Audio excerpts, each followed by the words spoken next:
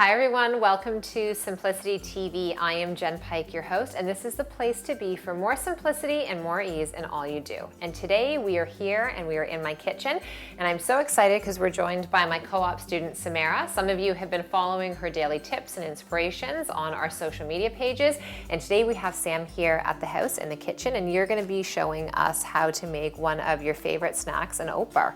Right? Yeah. Awesome. So is this a recipe that you came up with on your own? I actually found it on Pinterest, but they used almond butter and almonds in it, and I'm allergic to nuts, so I can't eat the nuts. So I changed the recipe and I made it with sunflower seeds and sunflower seed nut butter. Awesome. And flax seeds and hemp seeds instead, so it's nut free and you can take it to school. Perfect, which is really good because I know a lot of our moms at home, their little ones can't have the nuts, or like you said, you can't pack them for school. So what time of day are you having this bar? Like, is this a breakfast for you? Is this a snack? How do you incorporate it? I have it as a snack right before my lunch. Okay, good. And so do you find like if you've got sweet cravings and that, does this take care of it? The dates are really sweet in it, and as well you add the maple syrup, so it tastes like you're eating something very sweet, but it's not actually that bad for you. And it's really filling because of all the nuts and seeds. So this is a great alternative because not only are you getting the yummy sweetness, but it's chewy. You don't actually bake these either. No, you just push them into the pan. Which that hands down is incredible. The other thing that's really nice about recipes like that, you can just store the entire thing in the fridge. You don't have to worry about it crusting or getting harder and make it more challenging to wash. The other nice thing though is that yes, you're getting the sweetness in, but with the fat and the protein and the healthy essential fatty acids that are in there, the zinc and the selenium, like this is a power bar. And they look delicious. I know you were saying you made these ahead of time and then your dad ate half the pan, and that happens sometimes. When you make yummy food, people want to have it. So why don't you show us exactly how you put this together? Okay, so we start with the dates and we put the dates in a blender. Okay. You can use a food processor too if you want. Okay. It's up to you. And then this is a mixture of sunflower seeds, hemp seeds, and flax seeds. Okay. And you just make it up to 1 cup. So if you wanted more sunflower seeds, you can put a different ratio in. It's up to you. And then you put that in your blender or food processor. And then you're gonna blend it. And if it's like hard and not as like gooey as you want it, you could put a little bit of water in with it. Okay. And that would make it easier to blend.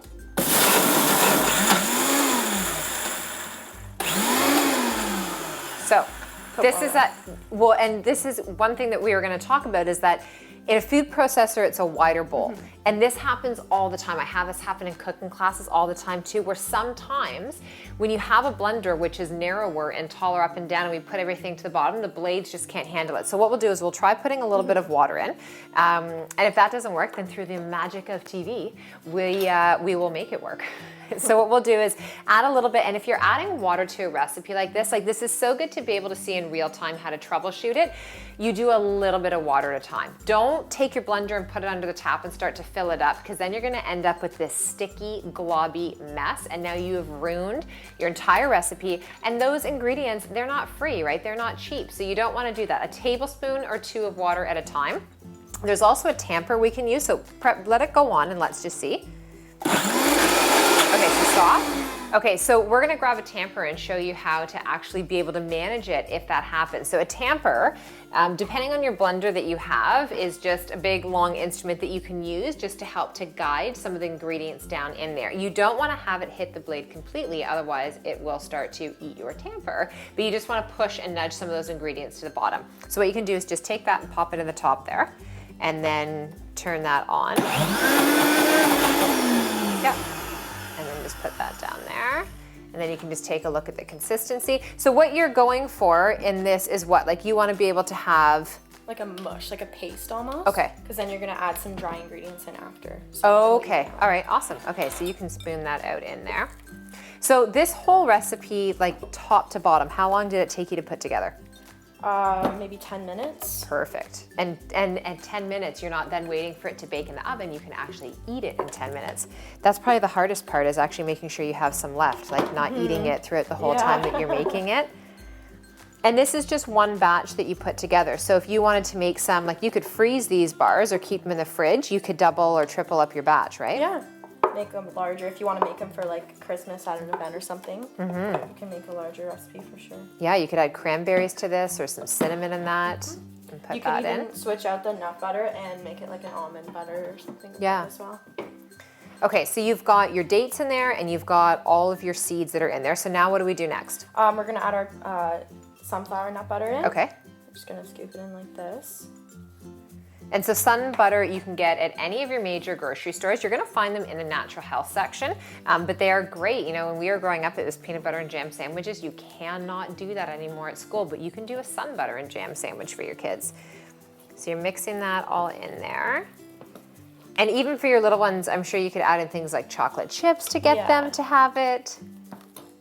Awesome. And then once it seems mixed, you're just gonna grab your oats. Okay, and that's just like quick oats that you're putting in. Okay, and mixing that in. And you can start to see how the dry is mixing up with the wet. So that's what's really gonna help to stick it together. Because you can see in these bars that are done here, and they're soft and chewy, but they're not gonna fall apart. Like they really stick and hold themselves together.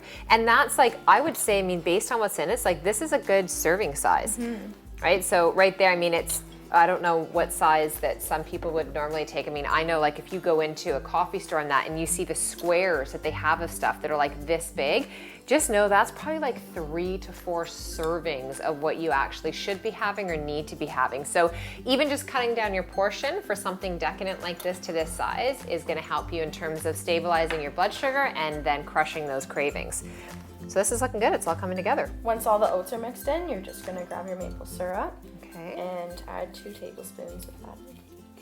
And so maple syrup just helps to give it that extra little bit of sweetness and get it to stick together. Yeah.